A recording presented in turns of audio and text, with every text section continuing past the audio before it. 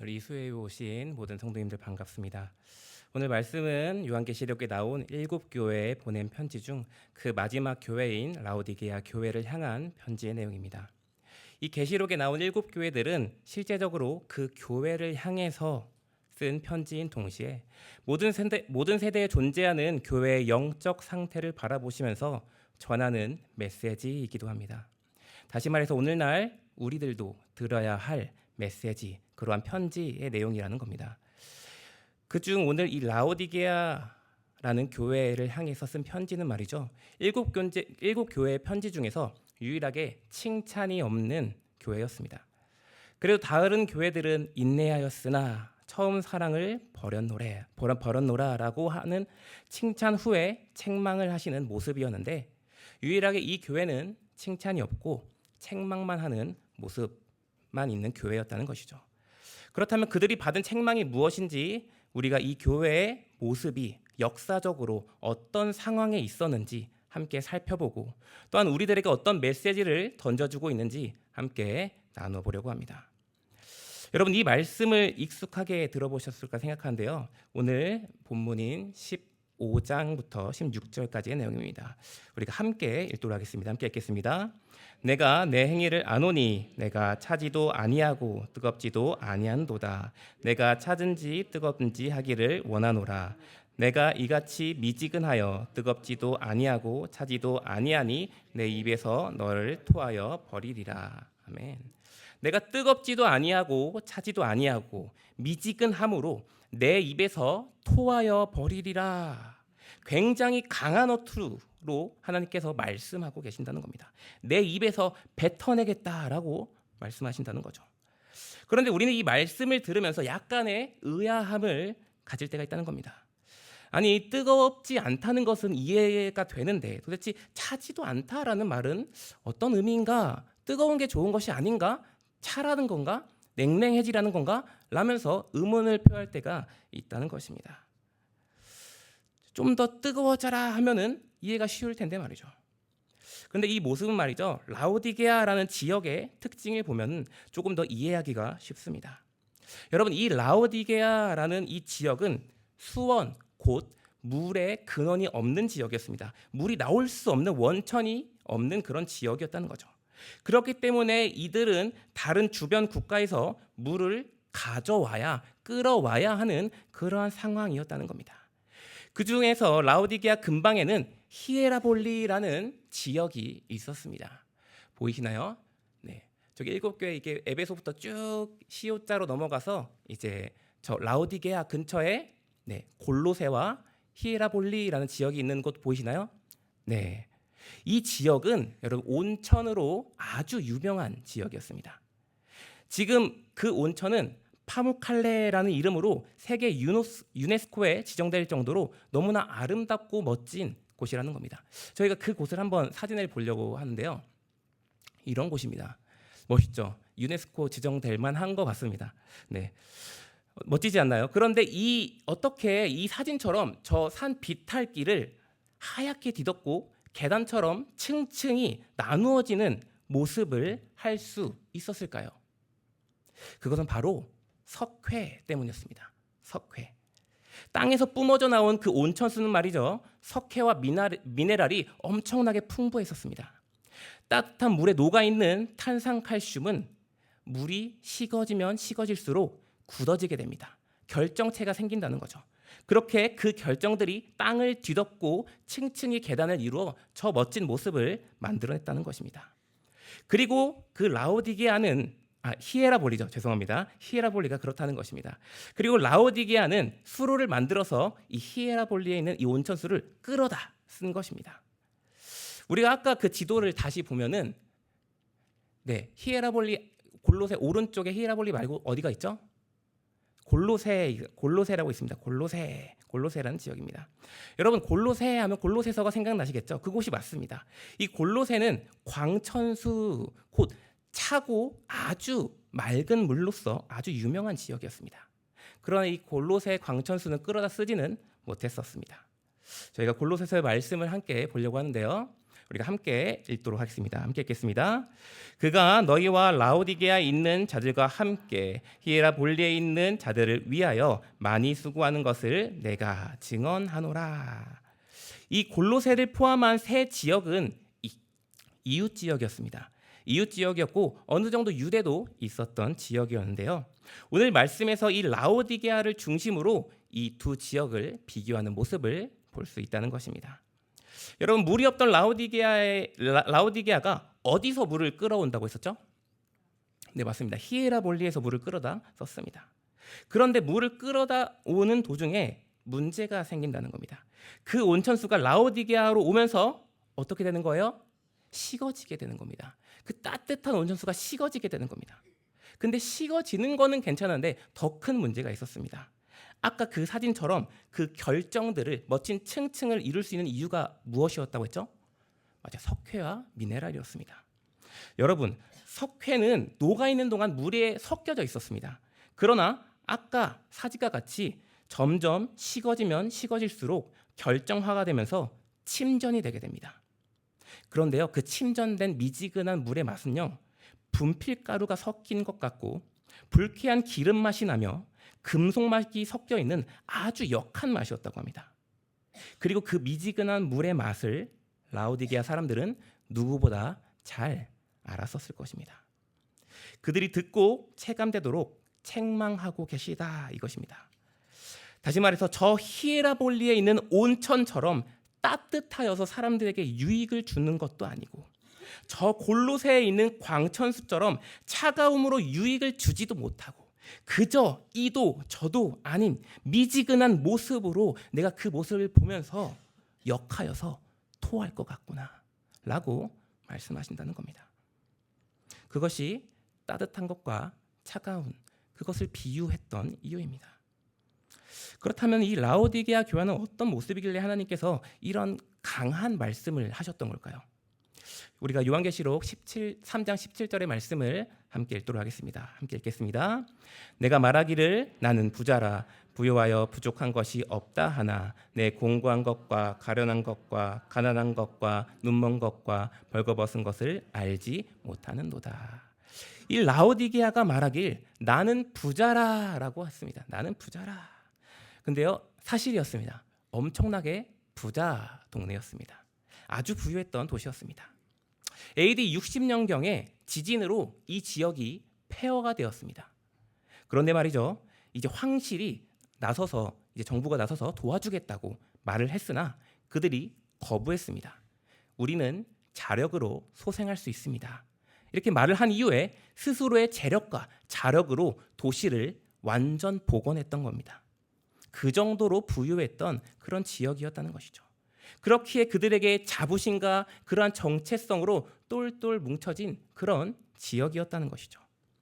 또한 이곳은 소아시아의 은행, 금융 업무의 중심지로 수많은 환전이 오갔으며 돈이 불어나며 돈 냄새가 풀풀 풍기는 그러한 부유한 곳이었다는 겁니다. 그뿐이겠습니까? 이 라오디게아의 특산품은 두 가지나 있었습니다. 우리가 나주 하면 뭐가 생각나죠? 네, 배. 이 한 개만 있어도 엄청나게 유명한 겁니다. 그런데 두 가지나 있었습니다. 먼저는 그 지방에서만 자라는 먼저는 돌로 빻아서 만든 가루 안약이었습니다. 꽤 유명한 의약품으로서 당시 기술보다 더 앞선 고품질의 그런 안약이었다고 합니다. 그리고 두 번째 특산품은 검은 양털로 만든 아주 최고급의 의류였습니다. 당시 그 지방에서만 자라는 특이 품종의 검은 양들로만 만든 아주 귀한 물건이었는데요. 로마 황제나 귀족층이 사서 입을 정도로 아주 값비싼 그러한 물건이었다는 것입니다. 다시 말해서 이 라오디게아 지역은 말이죠, 금융의 중심인 허브 도시였고 유명한 특산품도 두 가지나 있었으며 폐허 속에서 자력으로 일어났던 아주 대단했던 그런 도시였다는 것입니다. 그런데요, 하나님께서는 그 도시를 향하여서 이렇게 말씀하신 것입니다. 우리가 17절의 말씀 다시 한번 읽도록 하겠습니다. 함께 읽겠습니다. 내가 말하기를 나는 부자라 부요하여 부족한 것이 없다 하나 내 공고한 것과 가련한 것과 가난한 것과 눈먼 것과 벌거벗은 것을 알지 못하는도다. 여러분, 이 지역이 어떤 지역이라고 다 방금 들었습니다. 부유함으로 자부심을 갖고 있는 그들에게 곤고하고 가난하다라고 말씀하시며 시대에 앞선 안약을 특산품으로 팔고 있고 가히 최고급이라고 불릴 수 있는 검은 양털로 낸 그 의복을 팔고 있는 그들에게 너희가 눈이 멀었고 너희가 벌거벗은 것을 알지 못하는구나 라고 말씀하신 겁니다. 다시 말해서 너희가 스스로 자랑이라고 불리우는 그 모든 것들이 껍데기에 불과하다라고 말씀하셨다는 겁니다. 다른 사람들은 너희를 어떻게 바라보고 평가할지는 잘 몰라도 하나님의 불꽃 같은 눈동자는 너희를 바라볼 때에 가난하고 눈이 멀었으며 벌거벗었다고 말씀하신다는 겁니다. 이것이 바로 그들의 영적 상태이자 교회의 실태였다는 겁니다. 그리고 골로새서 4장 15절에서 16절의 말씀은 이렇게 나와 있는데요. 제가 읽도록 하겠습니다. 라오디게아에 있는 형제들과 눈바와 그 여자들의 집에 있는 교회에 문안하고 이 편지를 너희에게서 읽은 후에 라오디게아인의 교회에도 읽게 하고 또 라오디게아로부터 오는 편지를 너희도 읽으라. 아멘. 여러분, 이 라오디게아 교회가 세워졌고 골로새서 말미에는 라오디게아의 교회에 준 편지와 너희들에게 준 편지를 서로 주고 받으면서 읽으라고 말씀하셨다는 겁니다. 이웃 교회이기 때문입니다. 너희가 서로 너에게 준 나의 그 말씀들을 서로 읽어봐라 라고 말씀하셨다는 겁니다.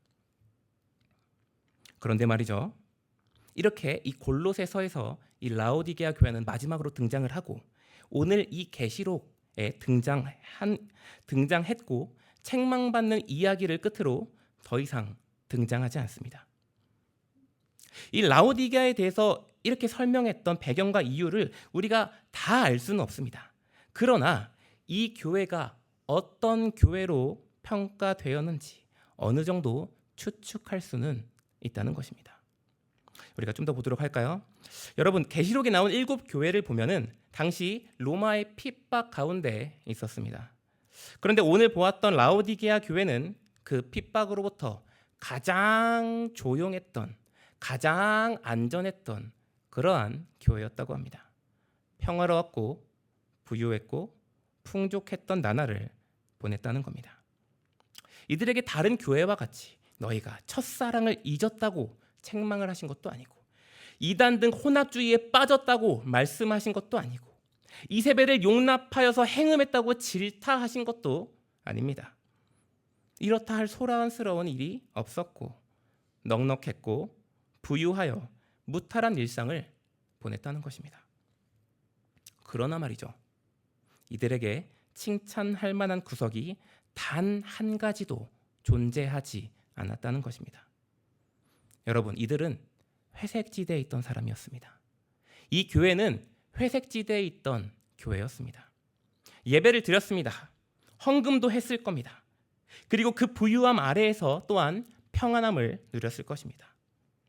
여러분, 사람이 돈으로부터 여유로워지면은 근심이 사라지고 좀 얼굴이 핍니다. 동감하시나요? 네. 우리 주변을 봐도 그런 사람들은 티가 납니다. 뭔가 해결됐어? 문제가 해결됐어? 얼굴이 달라졌네. 넉넉해지고 나눠줄 줄도 알고 너그러워집니다. 좋아 보입니다. 이렇듯 그들은 자신의 삶의 안전함 속에서 물 흐르듯 그러한 나날을 보냈다는 것입니다. 풍요와 안전 속에서 찔리지 않을 정도의 신앙생활을 하고 있었으며 말씀도 보고 때론 순종을 했었을 것입니다. 그리고 적당하게 자신의 쾌락도 취하고 필요에 따라서 은밀한 범법 행위도 해가면서 그럭저럭 융통성 있게 유도리 있게 하자라는 말이 있지 않습니까? 융통성 있게 그렇게 살아갔던 것입니다. 신앙이 자신의 평화를 깨지 않는 선에서 조용하게 부요하게 살았다는 것입니다. 부요했던 그들에게 부요했던 탓인지 외적인 핍박으로 인한 그런 문제가 크지 않았었습니다. 아까 말했다시피 7교회 중에서 가장 핍박을 덜 받았던 조용했던 그런 교회였습니다. 그런 외적인 핍박도 적었던 터라 그런 상황이기에 더욱이 내적인 영적 싸움은 있을 수 없었다는 것입니다. 오히려 그들은 이렇게 생각했을 겁니다. 하나님께서 우리에게 은혜를 더하여 주셔서 이렇게 풍요롭고 너그럽게 살 수 있게 해주셨구나. 너무나 감사하다. 라고 생각하지 않았을까요? 여러분은 지금 어떤 삶을 꿈꾸고 계십니까? 어떤 삶을 바라보고 계십니까? 부요함과 넉넉함의 복으로서 고난 없는 무탈한 나날 속에서 역시 하나님이십니다 하면서 하나님께 영광을 돌린다고 이야기를 하면서 모든 것이 안정되어서 넉넉하게 내 마음이 편안한 그러한 삶을 바라보고 계신가요? 꿈꾸고 계신가요? 여러분, 우리가 들었던 복음이 무엇입니까? 우리가 전해야 할 복음은 무엇입니까? 여러분, 거듭남이란 도대체 무엇입니까? 에베소서 5장 8절부터 18절의 말씀인데요. 좀 길지만 제가 한 절, 여러분이 한 절 교독할 수 있도록 하겠습니다. 함께 읽겠습니다. 너희가 전에는 어둠이었더니 이제는 주 안에서 빛이라. 빛의 자녀들처럼 행하라.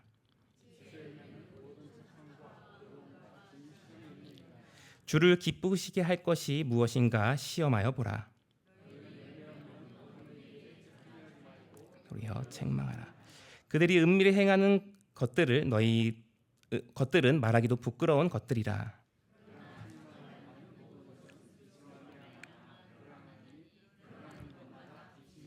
그러므로 이르시기를 잠자는 자여 깨어서 죽은 자들 가운데서 일어나라. 그리스도께서 너에게 비추이시리라 하셨느니라. 너희가 어떻게 행할지를 자세히 주의하여 지혜 없는 자 같지 말고 오직 지혜 있는 자 같이 하여 세월을 아끼라. 때가 악하니라. 그러므로 어리석은 자가 되지 말고 오직 주의 뜻이 무엇인가 이해. 함께 읽겠습니다. 술 취하지 말라. 이는 방탕한 것이니 오직 성령으로 충만함을 받으라. 아멘. 우리가 어둠이었더니 이제는 열매 없는 그 어둠의 일에 참여하지 말고 도리어 책망하라. 너희가 어떻게 행할지 자세히 주의하여 지혜 없는 자 같이 하지 말라. 어리석은 자가 되지 말고 주의 뜻이 무엇인지 이해하라. 또한 라오디게아 교회와 나눠 읽으라 했던 그 골로새서에는 이렇게 말씀하고 계시는데요. 우리가 함께 읽도록 하겠습니다. 그러므로 너희가 그리스도와 함께 다시 살리심을 받았으면 위의 것을 찾으라. 거기는 그리스도께서 하나님 우편에 앉아 계시느니라. 위의 것을 생각하고 땅의 것을 생각하지 말라. 이는 너희가 죽었고 너희 생명이 그리스도와 함께 하나님 안에 감추어졌음이니라. 아멘. 여러분, 그리스도인의 삶은 말이죠, 고난의 연속이고 말이죠, 연단의 연속이라는 것입니다. 고난이 끊이지 않는 모습입니다. 왜냐고요? 우리 안에는 칠흑 같은 어둠이 가득하지만 우리는 그것을 쫓지 않고 끌어안은 채 빛으로 오신 그분을 향하여서 달려가는 내적 싸움이라는 연단의 나날을 보내야 하기 때문입니다. 이것이 우리가 직면하는 오늘의 삶이고 내일의 삶이고 매일의 삶이고 우리의 현실이자 우리의 삶이라는 것입니다.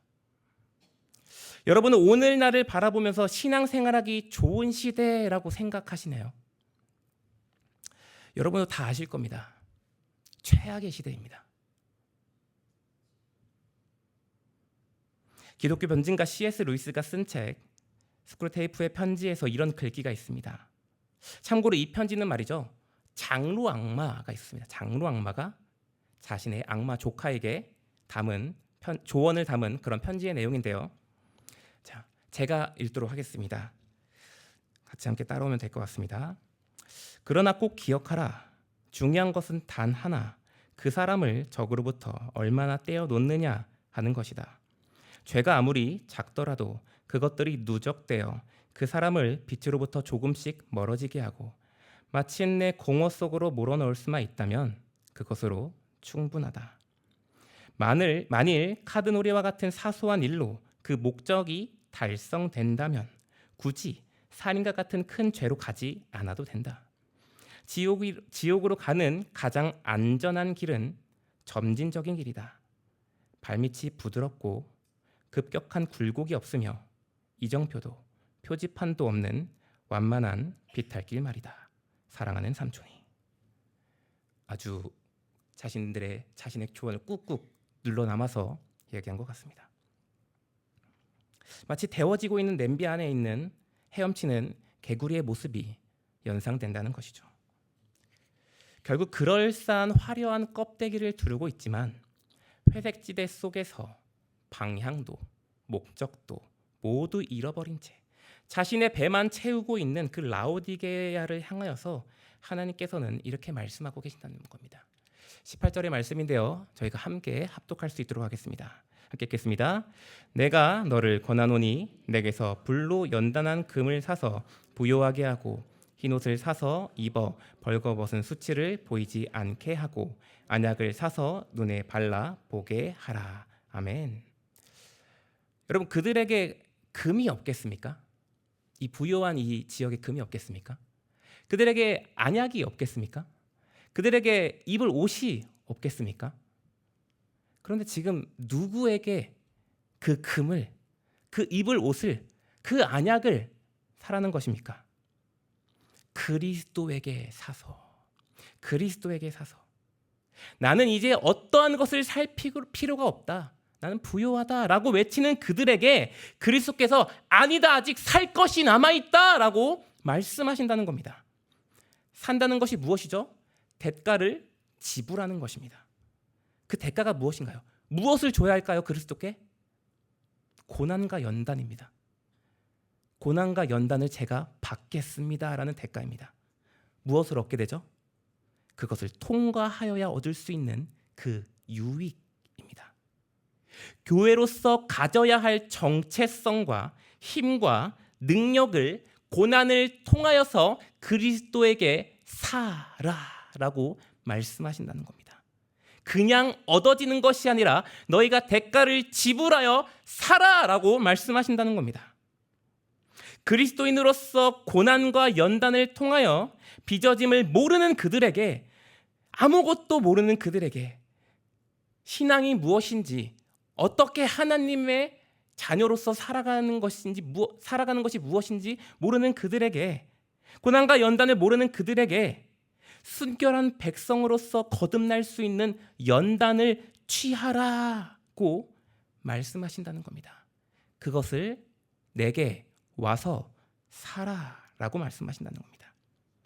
그들이 파는 검은 양털이 비싸고 좋아 보이지만 그것은 오히려 교회의 영광을 가리는 수치라는 것이며, 그 수치를 가릴 옷은 그 최고급의 검은 양털의 의류가 아니라 내게 있는 그 거룩한 옷이라고 말씀하신다는 것입니다.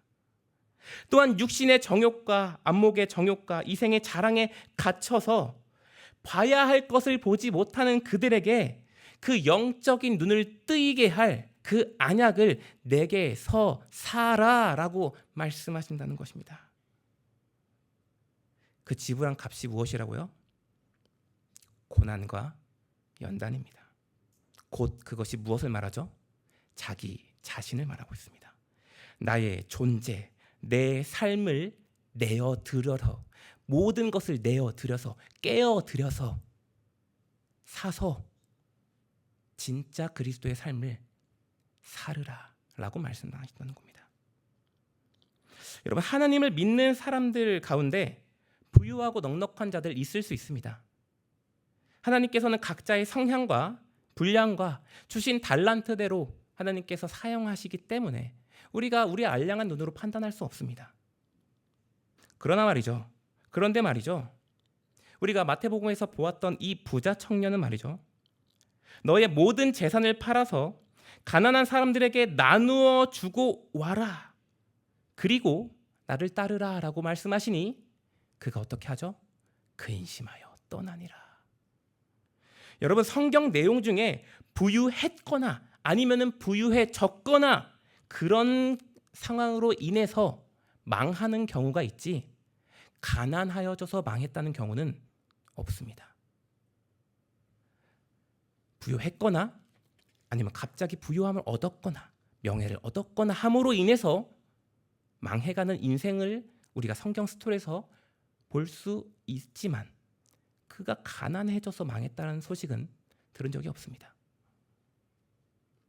가난해지라는 말이 아닙니다. 그만큼 우리가 그 물질에 약한 존재라는 것입니다.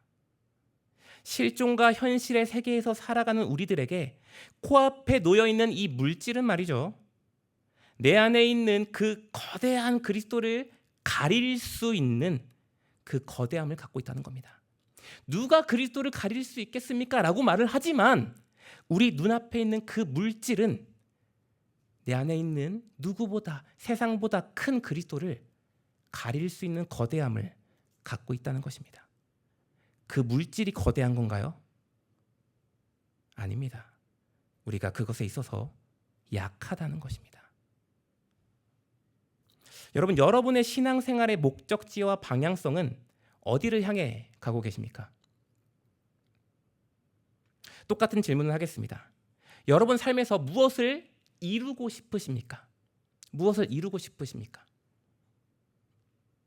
여러분, 제가 앞서서 신앙의 목적지를 물어본 것과 삶에서 무엇을 이루고 싶은지 물어본 것, 무엇을 원하시는지 물어봤던 것, 이 두 가지의 질문은 말이죠, 똑같은 질문입니다.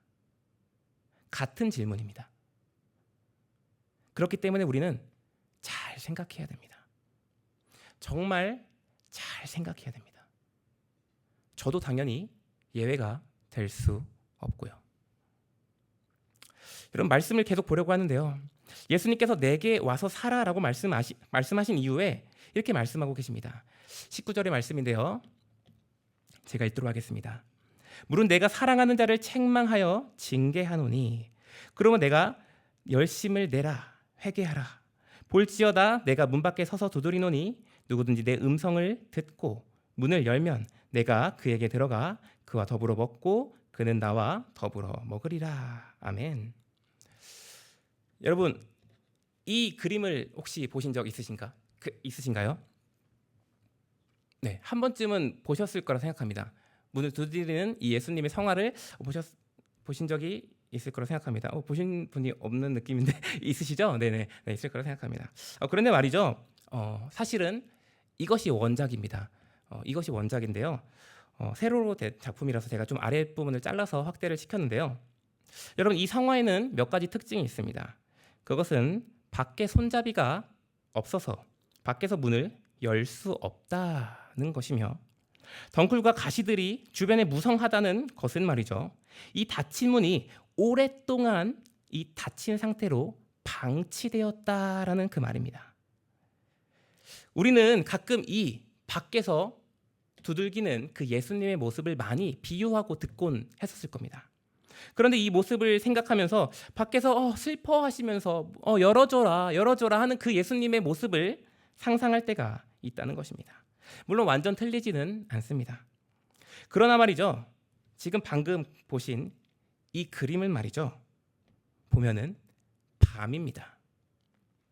밤 가운데 빛으로 오신 예수님께서 오신 겁니다. 여러분, 그런데 말이죠, 밤은 곧 지나간다는 것입니다.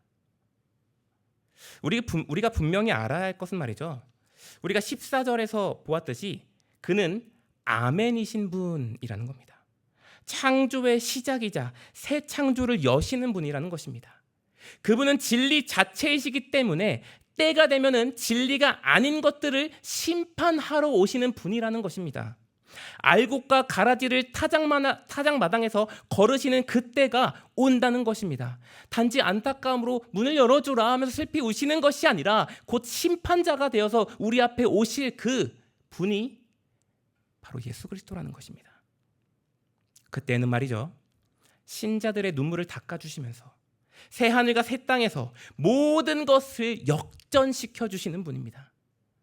우리의 가난한 것들, 핍박받는 것들, 우리가 참고 견뎠던 것들, 그것들 다 역전시켜 주시며 세세토록 그 하나님의 나라에서 왕노릇할 권세를 우리에게 허락하실 예수님이라는 것을 우리가 기억하시길 바랍니다.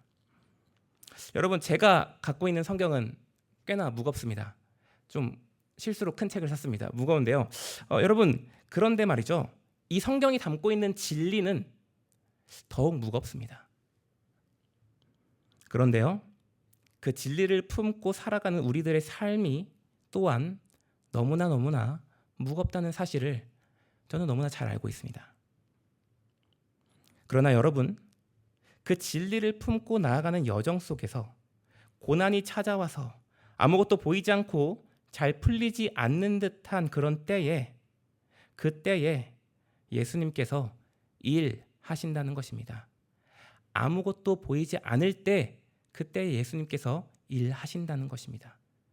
풍요로서 일하시는 것이 아니라, 우리의 바램으로서, 해결로서 하시는 일이 아니라 연단되어서 그 고난 속에서 아무것도 보이지 않고 잘 풀리지 않는 그런 때에 모든 것을 짠 하고 다 해결해 주시려고 오시는 것이 아니라, 그 가운데서 우리가 연단되어 순전한 금으로서 세상이 감당하지 못할 하나님의 사람으로서 세우시는 일을 하나님께서 그 고난과 연단의 시기 가운데서 그 일을 하신다는 것입니다.